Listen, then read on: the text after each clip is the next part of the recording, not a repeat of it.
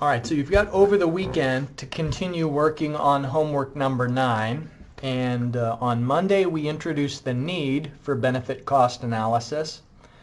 And then on Wednesday, we went a little bit further into sophistication and learned the method that's needed to compare alternatives. Because as we learned on Wednesday, you can't simply pick the alternative with the highest B to C ratio. That doesn't tell you what's best. B to C ratio only identifies whether an alternative is acceptable and potentially suitable, but you have to do the incremental analysis to compare alternatives. So you'll get some practice on those ideas on homework 9, which is due on Monday. And then the other kind of long-standing assignment that I want to frequently remind you about is the project, which you should be working on. I got an interesting question a couple of days ago. Somebody was wondering, it's a 6-section project. Are each of the sections the same in terms of difficulty and how much time you ought to allocate? And the answer is no. I think that the most time-consuming portions of the project, where you're going to do the most research and the most writing, are section 1, which is where you are doing some background study on your career and what the salary is likely to be. So section 1 is income. So that'll take a little more time than some of the rest. Section 2, which is where you are identifying your expenses. And remember, you need to go into pretty good detail for that. Section 2 isn't budget, it's expenses. And so you're not supposed to just pull some number out of thin air and say that's how much you're going to spend on groceries each month. I expect a second level of detail and sophistication in your estimates. So section 2 takes a little bit more time. And then the investing section is another one where I'd like you to put a little effort into thinking about what sort of mutual funds, stocks, bonds, CD accounts. A student who just says, I'll put all of my money into a checking account and that's that, and that really isn't very much effort. And it's also not very realistic, because nearly every company in America these days puts their salaried employees onto a retirement plan. It's not optional. You have to be in the 401k or the nonprofit equivalent of that. And so it's time to learn a little bit about the realities of investing. So there's a wide variety of sources. There's a website called The Motley Fool that has some really good introductory overviews of what is investing, what is an index fund, what is a mutual fund, and whatever. That's fool.com in case you'd like to begin learning there. So those are the 3 sections I think take the most time. Now today we're going to be talking about another method to evaluate projects that don't generate returns, that aren't profitable. The whole first part of the course was about rate of return, internal rate of return, external rate of return. It was about present worth analysis, all those kinds of metrics that we use to evaluate for-profit opportunities. But now here in this second part of the course, we're talking about those projects where there's more going on than just maximizing profit. And so cost effectiveness analysis is another technique that we can use in order to evaluate those kinds of projects. Just as an illustration, consider a camera at an intersection. Now, how much is it worth to have improved traffic safety? There's not really a profit incentive per se to install safety cameras that trigger the lights and have the ability to take a picture of a car as it goes through an intersection. Of course, a municipality could collect fines for people who go through an intersection. But it's really, they're doing it more to encourage people to follow laws in those places where they use traffic cameras to get people who run red lights. So the benefit is sometimes difficult to compare to other alternatives that could achieve the same thing. The benefit of a reduction in people running red lights, the benefit of fewer accidents at intersections, the benefit of people just generally having a higher level of respect for law and authority. It's sometimes difficult to put a dollar equivalent on that. And remember, in the B to C ratio, we have to turn everything into money. We have to turn the amount of time that you spend sitting in traffic, like delay. That has to be monetized to a dollar equivalent. We have to turn dust and noise pollution into into dollars, into a monetary equivalent. Because everything has to be kind of expressed as a dollar, and I mean, sometimes that can be done, and in other cases, there just isn't an accurate way to project what are the benefits of doing a certain thing. So sometimes we just ignore the benefits altogether. And in cost effectiveness analysis, what we do instead is focus on the costs of operating a project. And so it's a tool that we use to identify efficiency among projects that are done in the service sector, where a service sector project is something that generates services that are considered intangible. It's not a physical thing that can be held. And so, it's not a dam that could be built. It's not an airport or a hospital. Service sector projects are those things that are helping people out, and it's done for nonprofit reasons, but there isn't a physical thing that you can hold. And so here are some examples of intangible services, like safety training or police, accounting services, healthcare. All of these are things that are important and valuable and help society, but don't necessarily generate a profit, and also aren't something that you can hold in your hand. And so it's difficult to sometimes quantify the precise benefits of a certain level of service. And so, for instance, the benefit of traffic cameras. It's hard to know the incremental benefit of adding one more traffic camera. Or in the case of healthcare, it's hard to know the dollar value of adding another nurse to a hospital. The nurse is maybe alleviating suffering, is maybe helping people feel more comfortable while they're in the hospital. But turning those things into a dollar value can maybe be a bit of a guessing game. So we set those concerns aside sometimes, and we focus on the expenses rather than on the benefits of doing it. Now here's the formula that we're going to use today for the cost effectiveness analysis.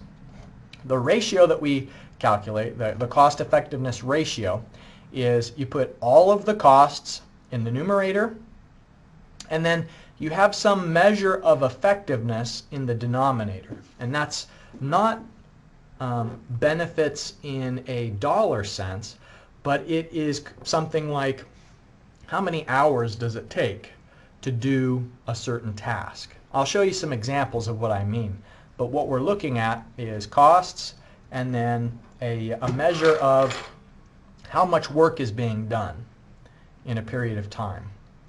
So just as an illustration, let's say that there were 4 different offices that can process passport applications. If you want to travel overseas, you need a passport, and the State Department isn't selling people passports to try and maximize profit. They're just doing it so that we can all move around internationally across borders. And so they have to, they charge people for passports, but the payment that you give them for a passport is just to cover the fees and the expense of operating the thing. But then from the government standpoint, they may have different operating costs at each of the locations where they're operating someplace that processes the applications. So let's say in this example, if we have 4 different offices, each of them have different operation costs. And so you can think of that as the salary of the people that are working there. It may be an hourly equivalent of the rent that is paid for the facility. It could be the utilities and the computing tools that are being used. But each office has a certain cost per hour that they incur. And then we have some measure of effectiveness. So you can see as the E. Our measure of effectiveness is going to be how many applications per month each of the offices is processing. So for example, Office A, just at first glance, looked like it might be pretty effective. because it has relatively lower costs compared to some of the rest. You know, Office C has higher costs. Office A still is doing a fair amount of applications. I think that probably you already have the sense that what we need to do to really know which option is the best is calculate that ratio. So here in column 4, we've got the costs in the numerator, and then whatever the measure of effectiveness is in the denominator. Now, here's an important note, and this is something that sometimes students struggle with. We don't necessarily have to make the units in the C and the E match up.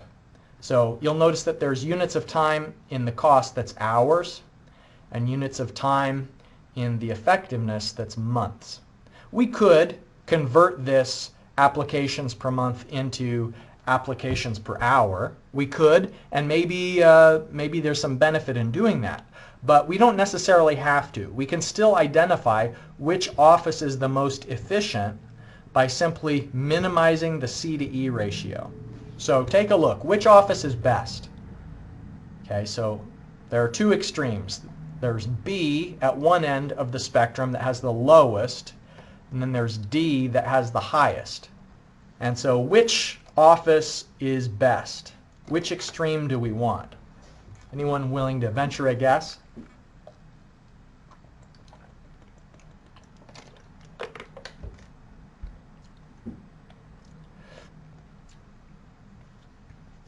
Do you want to minimize costs or maximize costs? Well, we want to minimize cost. Right. So Office B is the most efficient. Now, this is saying, what if we have a budget of $1,600 per hour? So we can't necessarily open all of these facilities with that budget, but we want to prioritize. And so by prioritizing, we can maximize the number of applications that are being processed if we give the money to the most efficient offices first. So our priority should be, we want to begin by funding Office B. So Office B takes $450 per hour to open, and so we'd subtract that out of our budget. And then who's next most efficient? Next in line is Office A. They've got the next lowest C to E ratio, and they're costing $875. And so we can step through that process. I've rearranged this from the previous. So here it's A through D, just in alphabetical order. If we sort it and now put it in order of most efficient to least efficient at the bottom, in column 5, I've identified the cumulative operating costs. And so if it's only Office B that's going, that costs us $450. If it's B and A that are both operating, then the total operating cost is $1325. And now we can't open Office C because then that would take our budget up to $2425. So that would be too much. So the answer is we should use offices B and A. And doing that would maximize the number of applications per month that are being processed. And if we could partially fund Office C, then we'd do that because we still have a little bit of budget left over. You know, we've spent $1325, but the budget is $1,600. And so if we can bring on like a skeleton crew to Office C, we'd give any leftover funds to them. Sometimes you can have partial funding, sometimes you can't. We call that capital rationing when there's a limit on how much you can spend. And our objective is always to maximize the productivity, maximize effectiveness for the least amount of cost. So are there any questions so far about this idea of cost effectiveness analysis?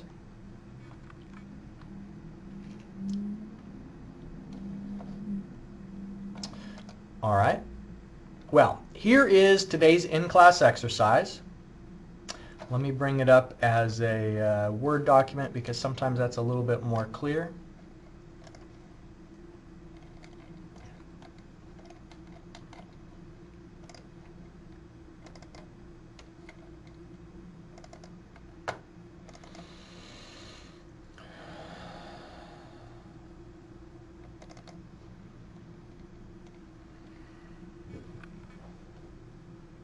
All right, here I have it.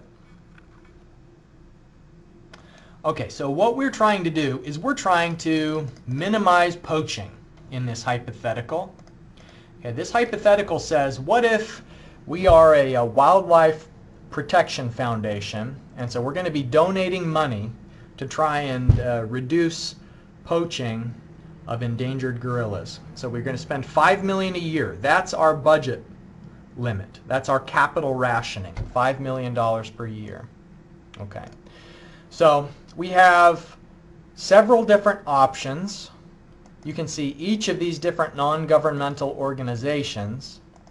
We have the data of how many personnel they have in their company.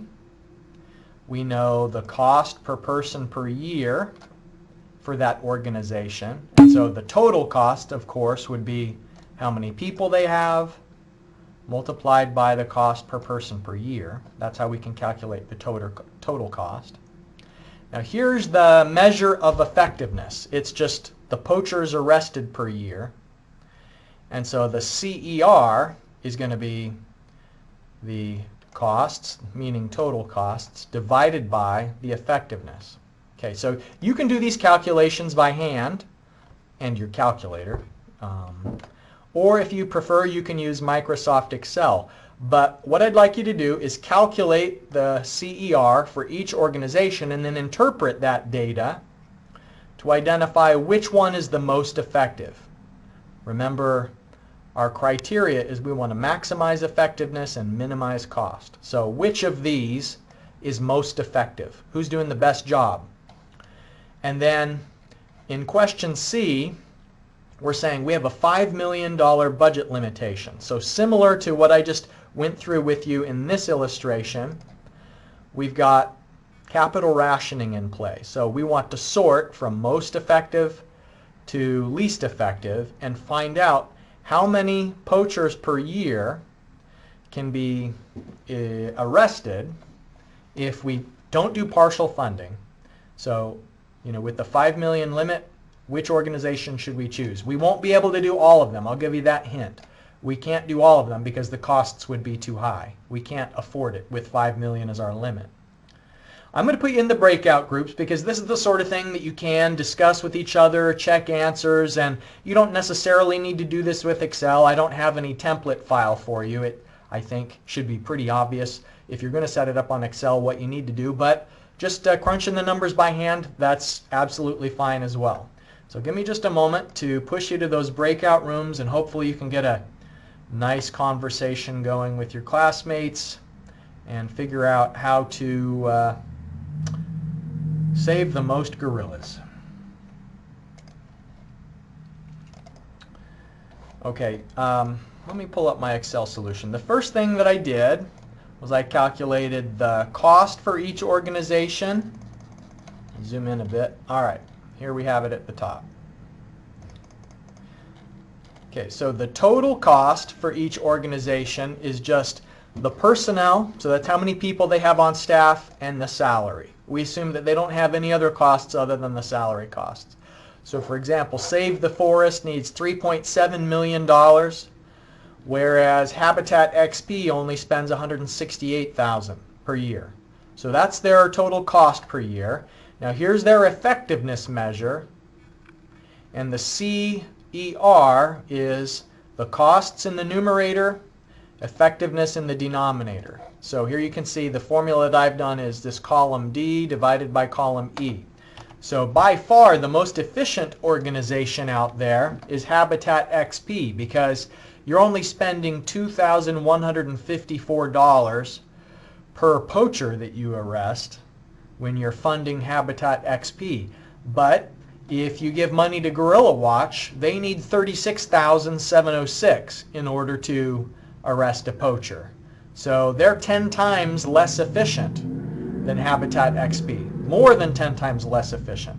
So we've calculated the CER for each organization.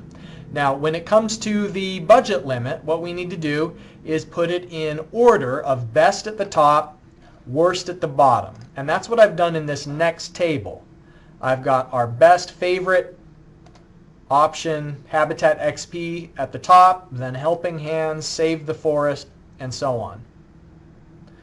cumulative amount spent is for the first one, it's just the budget of that organization. So if we only fund Habitat XB, then our cumulative amount spent is $168,000.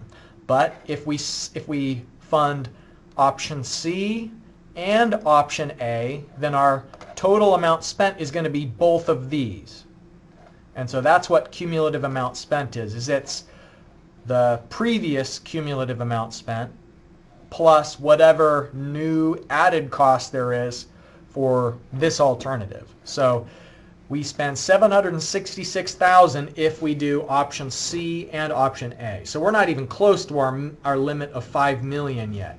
But we get pretty close all of a sudden when we spend that big $3.7 million slug of cash to bring Save the Forest online. And so here's what we ought to do. We should fund the top three because that's what's under our budget limit. If we tried to also pay for EcoPlanet, we can't. We go over budget. We would need $6,074,000 to fund all of these top four. So we should just do the top three. And so if we have the top three in operation, then our poachers arrested would be the sum of their effectiveness. And you can see down here at the bottom of the spreadsheet, when I highlight these three cells, it's telling me the sum is 495.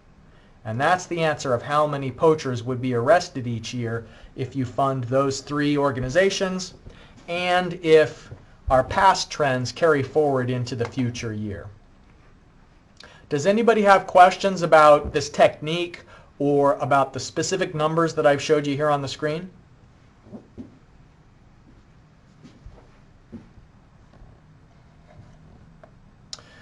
Okay.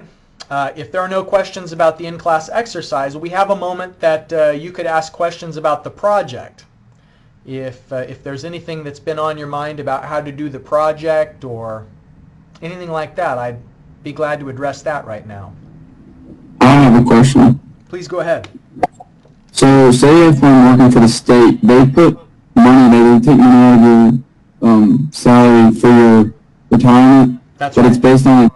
It's based on how many years you work there. So you have to work so many years. So how would you write that in there? Well, I think that you might be thinking of the old way that they used to do pensions in the state, because there's something called a defined benefit pension, and that is, where you had a certain number of years of service, then you'd get a certain retirement amount. But I think for probably the last 15 years, state employees have been on something that's closer to a 401k. At least I am, and all the other state employees that I know are on this thing where you put in a percentage of your pay each pay period, and then it just grows according to the market. And so, if you found some specific information that's posted online now that says they're hiring new employees with that defined benefit plan, then please share it with me, because that would be news to me. I think that unfortunately that retirement system isn't available to new hires coming in. And so the way that you should handle it is that you're assuming of your income each year, a certain percentage goes to taxes, a certain percentage of your income is going to go to your housing and transportation and utilities and everything, and then anything that isn't spent is saved. And so a portion of your salary is going to be saved simply by virtue of not having been spent. So let me go to the spreadsheet. I think I might have an example spreadsheet from a student submission that I can pull up. Let me see if I've got one here.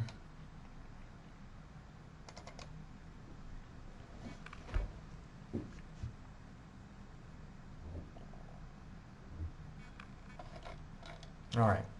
So here is a student made this spreadsheet using the same column titles that I say you should have in the assignment description. And so here is the income that they projected, and you can see over time it's going up, both because there's a cost of living adjustment, as prices go up, so do salaries.